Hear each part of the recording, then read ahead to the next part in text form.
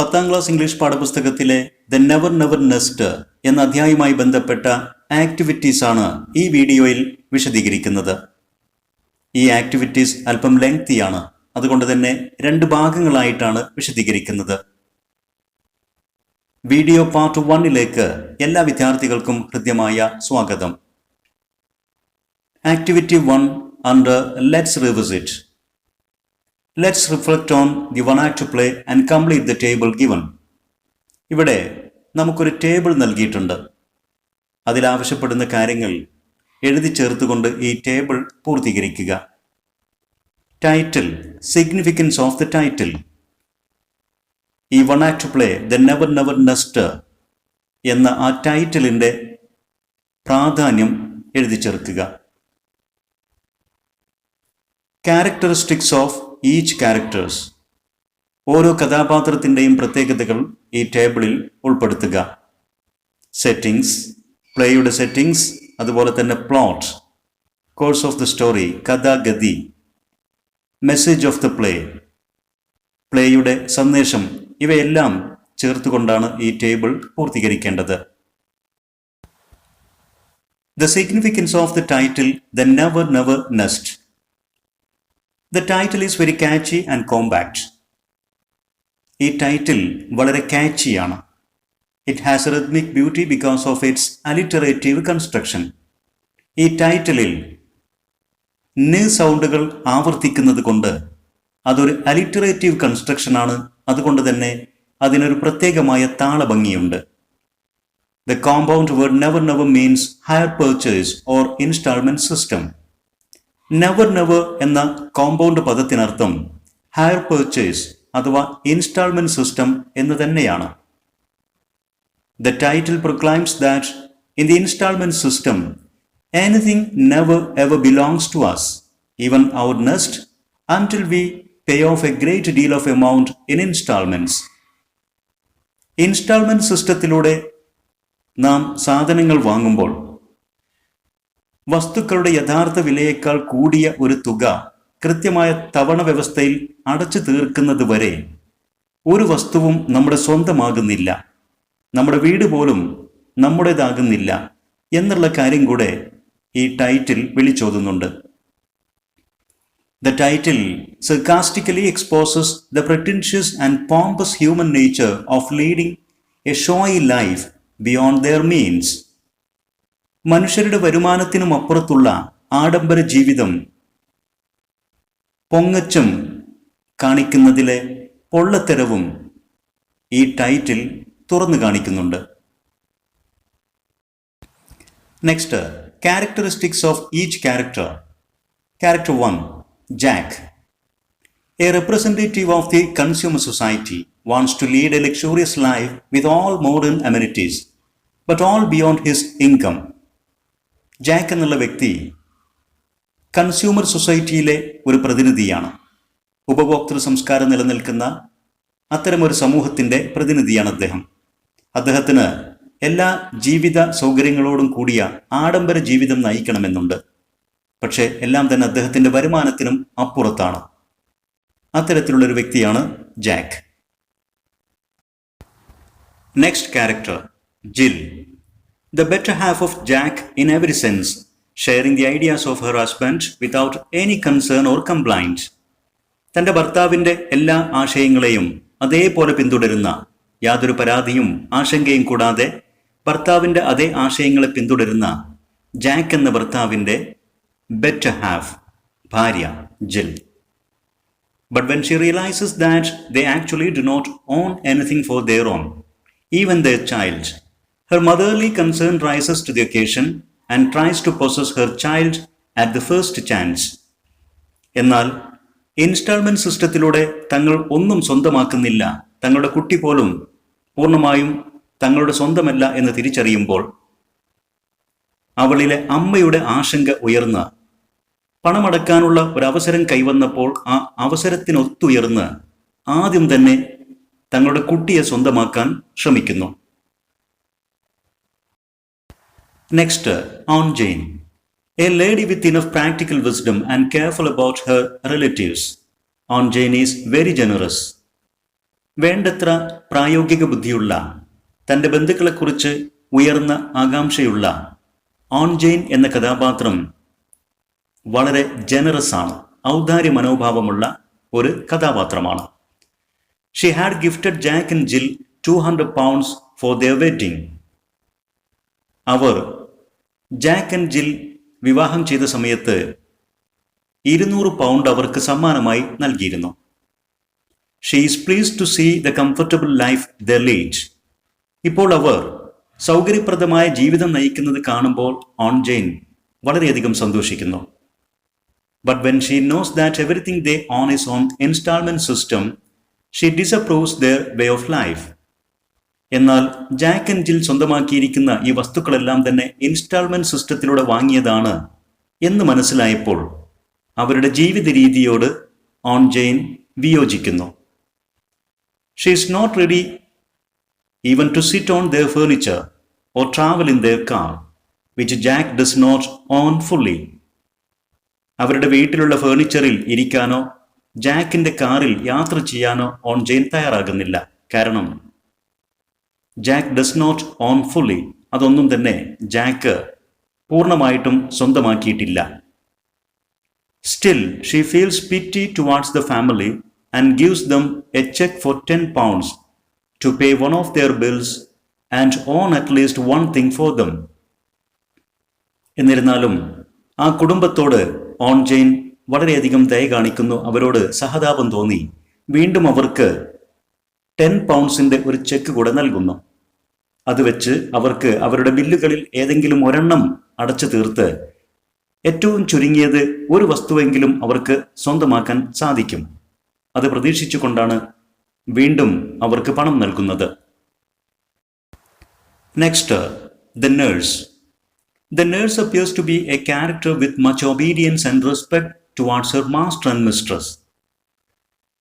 തൻ്റെ master and mistress അവരോട് അനുസരണയും ആദരവുമുള്ള ഒരു കഥാപാത്രമായിട്ടാണ് നേഴ്സ് കാണപ്പെടുന്നത്. When Jill told her to run and post the check to Dr. Martin, she readily accepts the order, though apparently it is not her duty. ജിൽ നഴ്സിനോട് ആ check doctor മാർട്ടിനു വേണ്ടി post ചെയ്യാൻ ആവശ്യപ്പെടുമ്പോൾ യാതൊരു എതിർപ്പുമില്ലാതെ ആ ഓർഡർ നഴ്സ് സ്വീകരിക്കുന്നു. യഥാർത്ഥത്തിൽ നഴ്സിന്റെ ജോലിയല്ല അത്. എന്നിട്ടും എതിർപ്പ് പ്രകടിപ്പിക്കുന്നില്ല. She is a home nurse and her duty is to look after the baby. Nurse ഒരു ഹോം നഴ്സാണ്. അവരുടെ ഡ്യൂട്ടി എന്നുള്ളത് ആ കുഞ്ഞിനെ പരിപാലിക്കുക എന്നുള്ളതാണ്. Next, the setting. The setting is the launch of Jack and Jill's villa at New Hampstead. New ഹാംസ്റ്റഡിലെ Jack and Jill എന്ന ദമ്പതിമാരുടെ സ്വീകരണ മുറിയാണ് setting. The curtain rises into the ambience of a cozy and pretty sitting room with essential furniture consisted of a table on which are writing materials and 2 chairs. നാടകം തുടങ്ങുമ്പോൾ curtain ഉയരുമ്പോൾ വളരെ സൗകര്യപ്രദമായ ആകർഷണീയമായ ഒരു സിറ്റിംഗ് റൂമിലേക്കാണ് കേർട്ടൻ ഉയരുന്നത്. അവിടെ അത്യാവശ്യ furniture, ഒരു മേശയും 2 കസേരകളും മേശപ്പുറത്ത് റൈറ്റിംഗ് മെറ്റീരിയൽസും കാണാം. The plot. The plot is to highlight the uneconomical aspect of the installment system. ഈ നാടകത്തിന്റെ പ്ലോട്ട്, കഥാഗതി ഇൻസ്റ്റാൾമെന്റ് സിസ്റ്റത്തിന്റെ ലാഭകരമല്ലാത്ത വശത്തെ ഉയർത്തി കാണിക്കുക എന്നുള്ളതാണ്. Though apparently the system is attractive, in the long run it will be a loss to the client. പ്രത്യക്ഷത്തിൽ instalment system ആകർഷണീയമായി തോന്നുമെങ്കിലും കുറെ കഴിയുമ്പോൾ ഉപഭോക്താവിന് അത് നഷ്ടമാണെന്ന് മനസ്സിലാകും. We can buy things with small down payments, but we have to pay off more than the actual value in numerous installments. ചെറിയ down payment കൊണ്ട് നമുക്ക് കൂടുതൽ വസ്തുക്കൾ വാങ്ങിക്കാൻ സാധിക്കും. എന്നാൽ വാങ്ങിക്കുന്ന വസ്തുക്കളുടെ യഥാർത്ഥ വിലയേക്കാൾ കൂടിയ തുക ധാരാളം ഇൻസ്റ്റാൾമെന്റുകളിലൂടെ നാം അടച്ചു തീർക്കേണ്ടി വരും. The playwright made use of on-chain to expose this downside of the never-never system. Never system അഥവാ ഇൻസ്റ്റാൾമെന്റ് സിസ്റ്റത്തിന്റെ ഈ ഡൗൺ സൈഡ്, ഈ ന്യൂനത തുറന്നു കാണിക്കാനാണ് നാടകരചയിതാവ് ഓൺജെയിൻ എന്ന കഥാപാത്രത്തെ ഉപയോഗിച്ചിരിക്കുന്നത്. Message of the play. ഈ നാടകം നൽകുന്ന message: don't bite off more than one can chew. കൊക്കിൽ ഒതുങ്ങുന്നതേ കൊത്താവൂ. ഈ പ്രോവേർബ് നൽകുന്ന മെസ്സേജ് തന്നെയാണ് ഈ വൺ ആക്ട് പ്ലേയുടെ മെസ്സേജും എന്ന് നമുക്ക് ചുരുക്കി പറയാം. The one act play, the Never Never Nest, literally exposes the meaninglessness of the instalment system.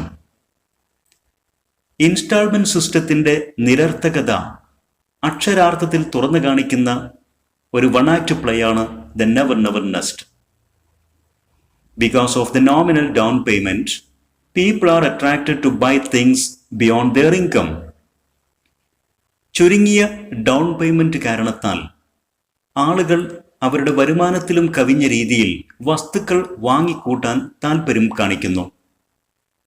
Finally, they have to borrow money to pay off their installments. അവസാനം അവരുടെ ഇൻസ്റ്റാൾമെന്റ്സ് അടച്ചു തീർക്കാൻ അവർക്ക് വീണ്ടും കടമെടുക്കേണ്ട അവസ്ഥ വരും. In short, they become Mr. Debtor, never become a Mr. Owner. ചുരുക്കത്തിൽ, instalment വ്യവസ്ഥയിലൂടെ വസ്തുക്കൾ വാങ്ങിക്കൂട്ടുന്ന ആളുകൾ മിസ്റ്റർ ഡെറ്ററായി മാറുകയാണ് ചെയ്യുന്നത്. അവർ ഒരിക്കലും മിസ്റ്റർ ഓണർ ആകുന്നില്ല. Next activity: prepare A review of the drama based on the table. നാം പൂർത്തീകരിച്ച ആ ടേബിൾ അടിസ്ഥാനമാക്കി ഈ ഡ്രാമയുടെ ഒരു റിവ്യൂ തയ്യാറാക്കുക. വിദ്യാർത്ഥികൾ ശ്രദ്ധിക്കേണ്ടത്, ഒരു റിവ്യൂ അതുപോലെ തന്നെ റൈറ്റപ്പ് ഇതൊക്കെ തയ്യാറാക്കുമ്പോൾ ശ്രദ്ധിക്കേണ്ടതായ ചില പോയിന്റ്സ് ഉണ്ട്. അതുപോലെ തന്നെ റിവ്യൂ റൈറ്റപ്പ് തമ്മിലുള്ള വ്യത്യാസം തുടങ്ങിയ കാര്യങ്ങളൊക്കെ വളരെ വ്യക്തമായിട്ട് വിശദീകരിക്കുന്ന ഒരു വീഡിയോ ഇംഗ്ലീഷ് എഡ്യൂസ്പോർട്ട് നേരത്തെ അപ്ലോഡ് ചെയ്തിട്ടുണ്ട്. ആ വീഡിയോയുടെ ലിങ്ക് ഇതോടൊപ്പം ഡിസ്ക്രിപ്ഷനിൽ നൽകുന്നുണ്ട്. അത്തരം വീഡിയോസ് വിദ്യാർത്ഥികൾ കണ്ട് റിവ്യൂ, റൈറ്റപ്പ് തുടങ്ങിയ ഡിസ്കോഴ്സുകളെ കുറിച്ച് കൂടുതൽ കാര്യങ്ങൾ അറിയാൻ ശ്രമിക്കുക. The Never Never nest, A review. ഇവിടെ നാം റിവ്യൂ തയ്യാറാക്കുകയാണ്. അതിന് ഒരു ടൈറ്റിൽ നൽകിയിരിക്കുന്നത് ശ്രദ്ധിക്കുക. ഏത് കഥയുടെ റിവ്യൂ ആണ് തയ്യാറാക്കുന്നത്, അതേ കഥയുടെ പേര് തന്നെ നമുക്ക് ഉപയോഗിക്കാം. അതോടൊപ്പം എ റിവ്യൂ എന്ന് എഴുതി ചേർക്കുക. The well-known playwright Cedric Mount very sarcastically attacks one of the bad aspects of the modern consumerism, the hire purchase system, through his one-act play The Never Never Nest. Playwright Cedric Mount അദ്ദേഹത്തിൻ്റെ The Never Never Nest എന്ന one act പ്ലേയിലൂടെ ആധുനിക consumerism അഥവാ hire purchase system, instalment system, അതിൻ്റെ മോശം വശങ്ങളെ വളരെ സർക്കാസ്റ്റിക്കലായിട്ട്, പരിഹാസാത്മകമായിട്ട് തുറന്നു കാണിക്കുകയാണ് ഈ വൺ ആക്ട് പ്ലേയിലൂടെ. The title itself shows that by this system one never ever owns anything, even one's nest. ഈ പ്ലേയുടെ ടൈറ്റിൽ തന്നെ തുറന്നു കാണിക്കുന്നത് ഈ സിസ്റ്റത്തിലൂടെ ഒരിക്കലും ഒരാൾക്ക് ഒരു വസ്തുവിൻ്റെയും യഥാർത്ഥ ഓണറാകാൻ കഴിയില്ല. അദ്ദേഹത്തിൻ്റെ വീട് പോലും അദ്ദേഹത്തിൻ്റെ സ്വന്തമാകുന്നില്ല. The author presents a middle class family with a small and fixed income. ഈ നാടകത്തിലൂടെ ഒരു മിഡിൽ ക്ലാസ് ഫാമിലിയെയാണ് നാടക രചയിതാവ് അവതരിപ്പിക്കുന്നത്. ആ കുടുംബത്തിന് ചെറിയ, വളരെ ഫിക്സ്ഡ് ആയിട്ടുള്ള ഒരു ഇൻകം മാത്രമേ ഉള്ളൂ. The husband and wife, Jack and Jill, are attracted to the hire purchase system and buy all the household items on installment basis. ഈ കഥയിലെ ദമ്പതികളായ ജാക്ക് ആൻഡ് ജിൽ അവർ ഹയർ പർച്ചേസ് സിസ്റ്റം അഥവാ instalment സിസ്റ്റത്തിൽ ആകൃഷ്ടരാവുകയും അവരുടെ എല്ലാ വീട്ടുപകരണങ്ങളും ഇൻസ്റ്റാൾമെന്റ് ബേസിസിൽ വാങ്ങിക്കൂട്ടുകയും ചെയ്യുന്നു. Jack is the sole breadwinner of the family. കുടുംബത്തിലെ ഏക വരുമാനക്കാരനാണ് Jack. and he has the weekly income of only £6. അദ്ദേഹത്തിൻ്റെ വീക്ക്ലി ഇൻകം, ഒരാഴ്ചയിലുള്ള വരുമാനം വെറും £6 മാത്രമാണ്. But they have to pay £7 8 and 8 pence a week as the installment payment. എന്നാൽ അവർക്കൊരാഴ്ചയിൽ അടയ്ക്കേണ്ട instalment payment £7 8 and 8 pence ആണ്. വരുമാനത്തേക്കാൾ കൂടിയ കടബാധ്യത. To pay the rest of the amount, they are going to borrow money from some finance corporation. Instalment തുകയായിട്ട് അടയ്ക്കേണ്ട ബാക്കി സംഖ്യ കണ്ടെത്താൻ അവർ ഫൈനാൻസ് സ്ഥാപനത്തിൽ നിന്ന് കടമെടുക്കാൻ തീരുമാനിക്കുന്നു. They plan to pay that loan amount also by installment.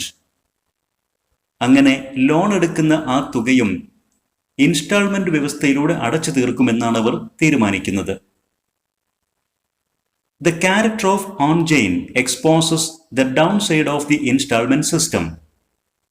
ഈ പ്ലേയിലെ ഓൺജെയിൻ എന്നുള്ള കഥാപാത്രം ഇൻസ്റ്റാൾമെന്റ് സിസ്റ്റത്തിന്റെ ഡൗൺ സൈഡ്, അതിന്റെ പോരായ്മ, അതിന്റെ ന്യൂനത വളരെ വ്യക്തമായിട്ട് തുറന്നു കാണിക്കുന്നു.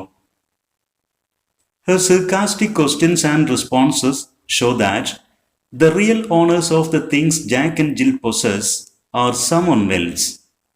ഓൺജെയിൻ എന്ന കഥാപാത്രത്തിന്റെ വളരെ പരിഹാസാത്മകമായ ചോദ്യങ്ങളും പ്രതികരണങ്ങളും ജാക്ക് ആൻഡ് ജിൽ സ്വന്തമാക്കി വച്ചിരിക്കുന്ന വസ്തുക്കളുടെ യഥാർത്ഥ ഉടമകൾ മറ്റാരൊക്കെയോ ആണെന്ന് തുറന്നു കാണിക്കുന്നു. Onjane refuses to sit on their furniture and to travel in their car to show them that they are not the real owners of those things. ഓൺജെയിൻ അവരുടെ ഫേർണിച്ചറിൽ ഇരിക്കുന്നില്ല, അവരുടെ കാറിൽ യാത്ര ചെയ്യുന്നില്ല.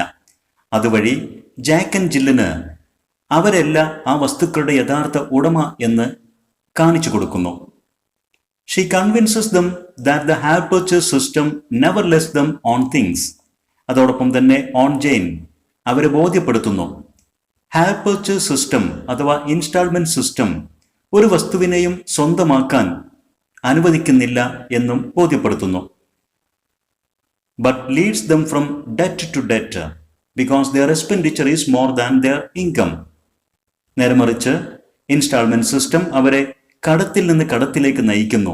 കാരണം അവരുടെ വരുമാനം അവരുടെ ചെലവിനേക്കാൾ കുറവാണ്.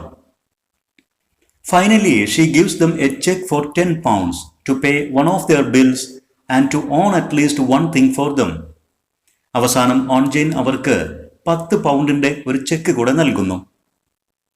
അതുപയോഗിച്ച് അവർക്ക് അവരുടെ ബില്ലുകളിൽ ഒരെണ്ണം അടയ്ക്കാം. അതുവഴി ഏറ്റവും ചുരുങ്ങിയത് ഒരു വസ്തുവെങ്കിലും അവർക്ക് സ്വന്തമാക്കാം. Jill immediately pays off the last installment of their hospital bill.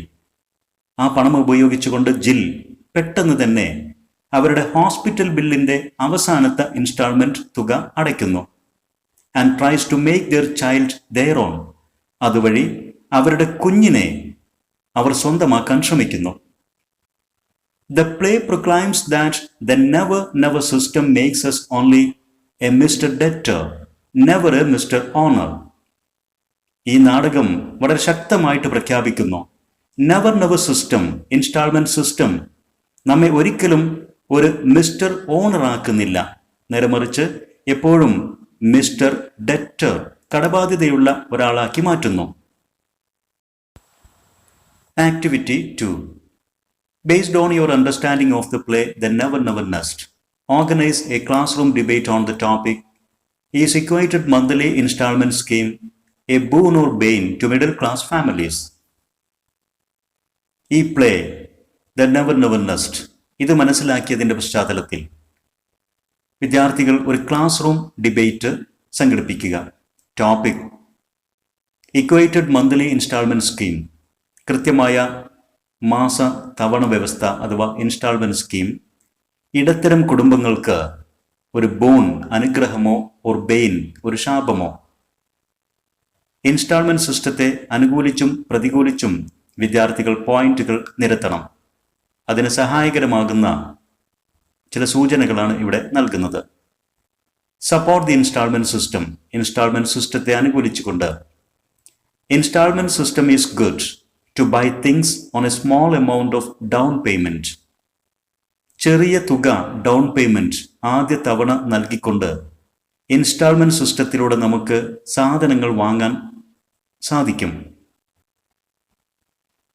If we limit our purchase and if we can meet our expenditure with the available income, installment is good to own things on a small down payment. നമ്മുടെ purchase വാങ്ങിക്കൂട്ടുന്നത് നാം limit ചെയ്യുകയാണെങ്കിൽ, അതിനൊരു പരിധി വെക്കുകയാണെങ്കിൽ, അതോടൊപ്പം തന്നെ നമ്മുടെ ചെലവുകളെ നമുക്ക് മീറ്റ് ചെയ്യാൻ സാധിക്കുകയാണെങ്കിൽ, നമ്മുടെ അവൈലബിൾ ആയിട്ടുള്ള ഇൻകം വെച്ചുകൊണ്ട്, നമ്മുടെ വരുമാനം വെച്ച് നമ്മുടെ ചെലവുകളെ നമുക്ക് മീറ്റ് ചെയ്യാൻ സാധിക്കുകയാണെങ്കിൽ ഇൻസ്റ്റാൾമെന്റ് എന്നുള്ള സിസ്റ്റം നല്ലതാണ്. ചെറിയ തുക കൊടുത്ത് നമുക്ക് സാധനങ്ങൾ വാങ്ങാൻ കഴിയും. ഇതൊക്കെയാണ് ഇൻസ്റ്റാൾമെന്റ് സിസ്റ്റത്തിന് അനുകൂലമായിട്ട് പറയാൻ സാധിക്കുന്ന പോയിന്റ്സ്. ഇനി oppose the instalment system, installment സിസ്റ്റത്തെ എതിർത്തുകൊണ്ട് അതിന് പ്രതികൂലമായ points. Installment system never lets us own things as our on.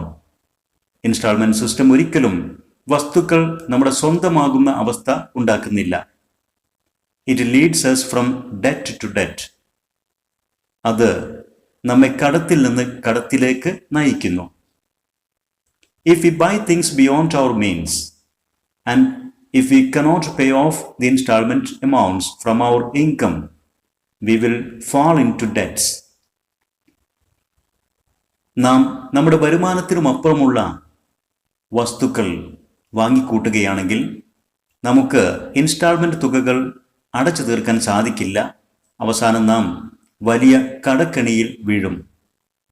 ഈ പോയിന്റ്സുകൾ വിശദീകരിച്ചുകൊണ്ട് വിദ്യാർത്ഥികൾക്ക് ഡിബേറ്റ് സംഘടിപ്പിക്കാവുന്നതാണ്. Next, activity 3. Discuss the features of a script or a play.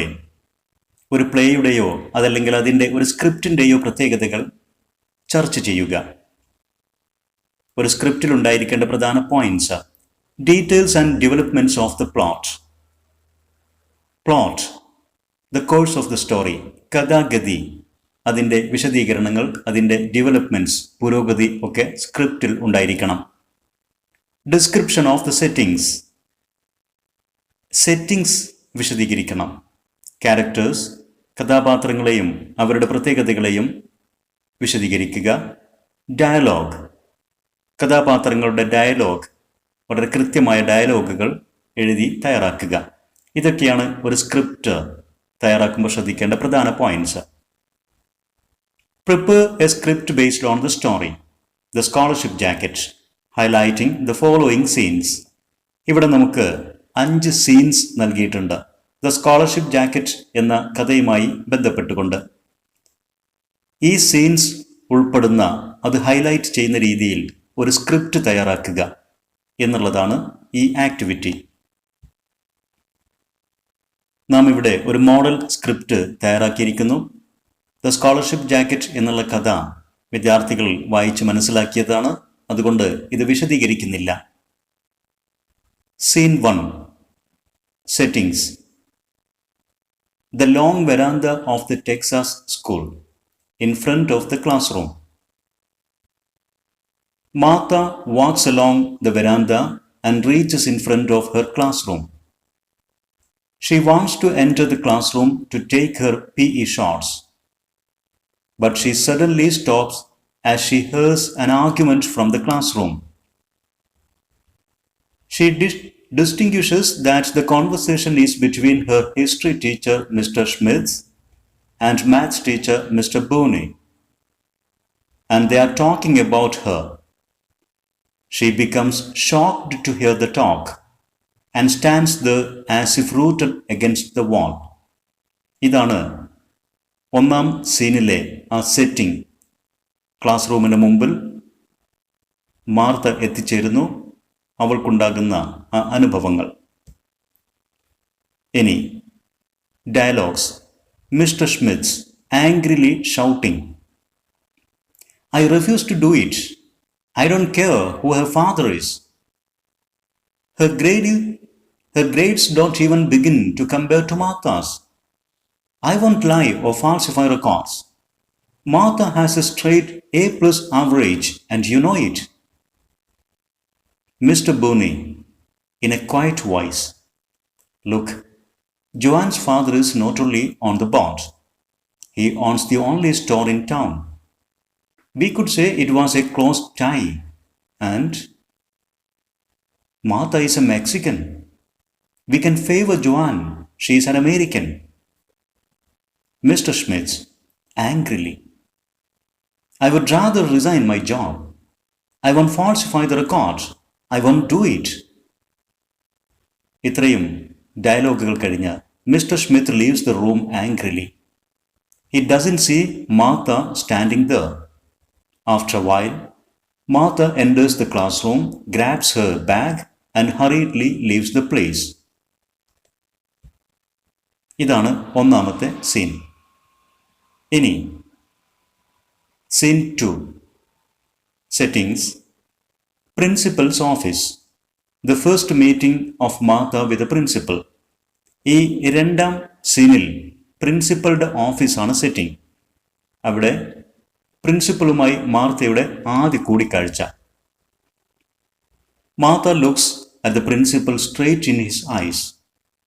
The principal looks away and fidgets with a paper on his desk. Dialogue. Principal. Martha, there has been a change in policy this year regarding the scholarship jacket. As you know, it has always been free. He clears his throat and continues. This year, the board has decided to charge $15. which still won't cover the complete cost of the jacket. ഇത് കേട്ട് Martha stares at him in shock, but the principal avoids looking at her. The principal continues. Principal വീണ്ടും അദ്ദേഹത്തിൻ്റെ dialogue തുടരുന്നു. So, if you are unable to pay the $15 for the jacket, it will be given to the next one in line. Martha, standing and mustering all the dignity and courage. I'll speak to my grandfather about it, sir, and let you know tomorrow. ഇത്രയും Martha പറഞ്ഞ് Martha leaves the office crying. The third scene. Settings. Martha at home with her grandfather in the bean field. The grandpa is working in the bean field. Martha reaches there. She wants to ask him to pay $15 for the jacket. Seeing her shadow, he looks up and waits for her to speak. She is a little nervous. She claps her hands behind her back so that the grandpa won't see them shaking. Now, dialogue. Martha, clearing her throat. Grandpa, I have a big favor to ask you. This year, the principal said the scholarship jacket is not going to be free. It's going to cost $15. And I have to take the money in tomorrow. Otherwise, it will be given to someone else. Grandpa, turning to Martha. What does a scholarship jacket mean? Martha answers in a hurry. വളരെ പെട്ടെന്ന് ധൃതി പിടിച്ച് തനിക്ക് കാശ് കിട്ടുമെന്നുള്ള പ്രതീക്ഷയിൽ Martha മറുപടി പറയുന്നു. It means you have earned it by having the highest grades for 8 years, and that's why they are giving it to you. Grandpa. മാർത്തയുടെ മറുപടി കേട്ട് in a firm voice, ശക്തമായ സ്വരത്തിൽ. Then, if you pay for it, Martha, it is not a scholarship jacket, is it? Tell your principal I will not pay the $15. Martha walks back to the house. She is in a mixed feeling of anger and grief. Scene 4. Settings. Principal's office. The second meeting of Martha with the principal. വീണ്ടും setting പ്രിൻസിപ്പളുടെ ഓഫീസിലാണ്. പ്രിൻസിപ്പലുമായി മാർത്തയുടെ രണ്ടാം കൂടിക്കാഴ്ച. Martha looks to be a sad and withdrawn girl. She enters the principal's office as if dragged by someone. She sits straightly in a chair.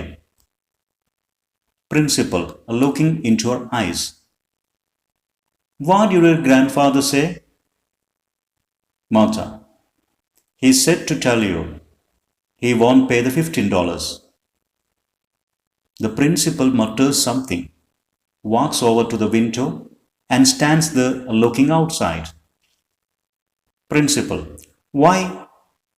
Your grandfather has the money. He owns a 200-acre ranch. Martha, trying not to cry. I know, sir. But he said if I had to pay for it, then it wouldn't be a scholarship jacket. She stands up to leave. ഇത്രയും പറഞ്ഞ് ആ ഓഫീസിൽ നിന്ന് ഇറങ്ങി പോകാൻ വേണ്ടി അവൾ എഴുന്നേൽക്കുന്നു. എന്നിട്ട് തുടർന്ന് പറയുന്നു, I guess you will just have to give it to Joanne. Martha is about to leave and reaches almost to the door. Martha ഓഫീസിൽ നിന്ന് പുറപ്പെടുന്നു. ഏകദേശം വാതിൽക്കൽ അവൾ എത്തി. ആ സന്ദർഭത്തിൽ principal in a loud voice, Martha wait. Martha waits, turns and looks at him. She feels uneasy and is afraid of going to be sick. Principal, watching her seriously and biting his lips. Okay, we'll make an exception in your case. I'll tell the boss. You'll get your jacket. Principal പറഞ്ഞു, നിന്റെ കാര്യത്തിൽ ഞങ്ങൾ ഒരു exception, ഒരു ഇളവ് നൽകാം. ഞാൻ school ബോർഡിൽ പറഞ്ഞ് സ്കോളർഷിപ്പ് ജാക്കറ്റ് നിനക്ക് തന്നെ ലഭിക്കും. Martha cannot believe her ears. She becomes happy. മാർത്തയ്ക്ക് തൻ്റെ കാതുകളെ വിശ്വസിക്കാൻ കഴിയുന്നില്ല. അവൾ വളരെയധികം ഹാപ്പിയാകുന്നു. Martha in high excitement, oh thank you sir. Martha cannot control her excitement. She wants to tell, wants to yell, jump, run. She runs along the hall, making a cry of joy.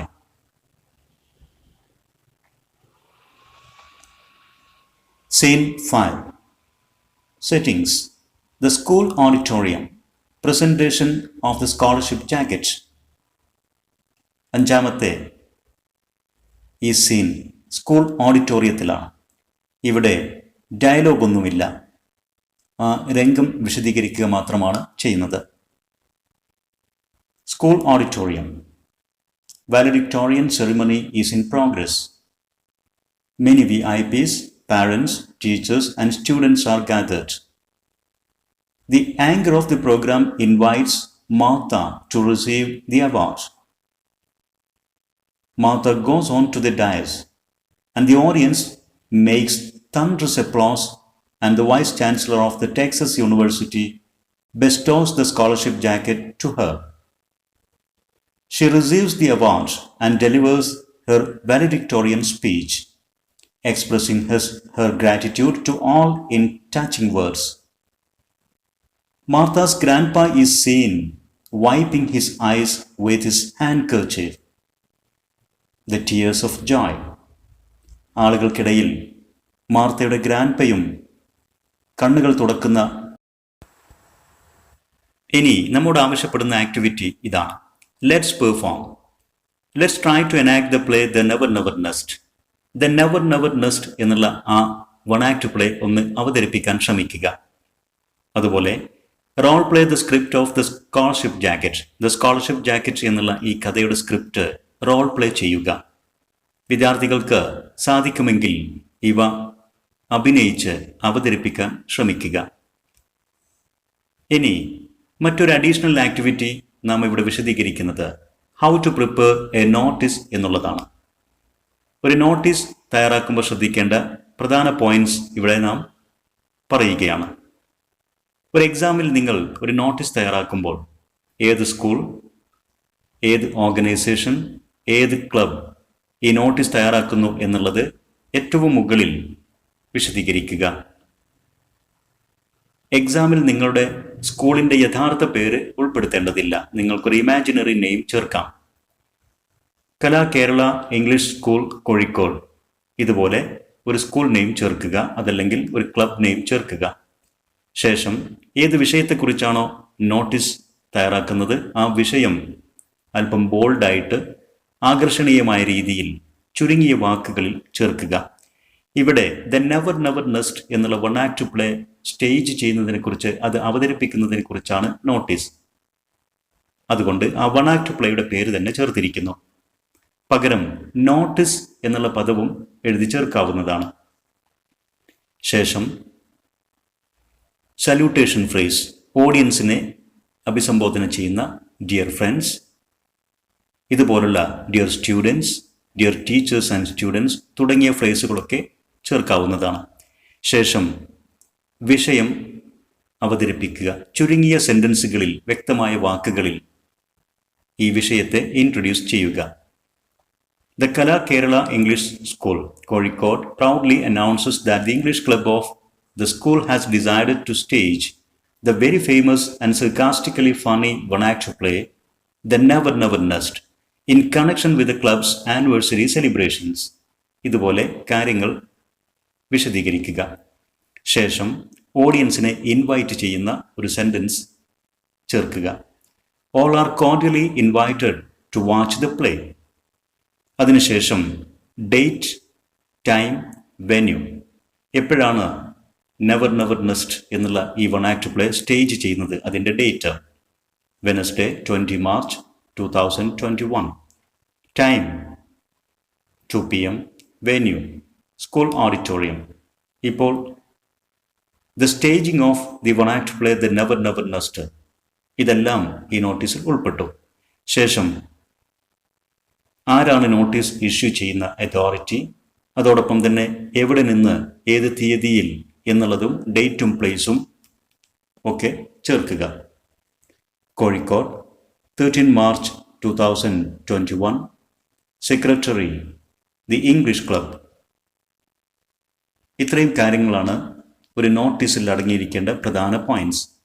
ഇനി programme നോട്ടീസുകൾ അഥവാ ഏത് പ്രോഗ്രാമിനെ കുറിച്ചാണ് എന്നുള്ള വിശദമായിട്ടുള്ള details ഉൾപ്പെടുത്തുമ്പോൾ നമുക്ക് വിഷയം introduce ചെയ്ത് കഴിഞ്ഞതിന് ശേഷം പ്രോഗ്രാം ഡീറ്റെയിൽസ് എന്നുള്ള ഒരു സെമി ഹെഡ്ലൈൻ ചേർത്തുകൊണ്ട് വിശദമായ കാര്യങ്ങൾ ഉൾപ്പെടുത്താം. ഉദാഹരണത്തിന് ഒരു ഒഫീഷ്യൽ സെഷൻ, ഒരു ഒഫീഷ്യൽ ചടങ്ങൊക്കെ ഉണ്ടെങ്കിൽ അതെല്ലാം ചേർക്കാം. അതുപോലെ തന്നെ ഗസ്റ്റ് ഉണ്ടെങ്കിൽ ഗസ്റ്റിൻ്റെ പേര്, മറ്റ് പ്രസംഗകർ, സ്പീക്കേഴ്സ്, ഇതൊക്കെ നമുക്ക് നോട്ടീസിൽ ഉൾപ്പെടുത്താവുന്നതാണ്.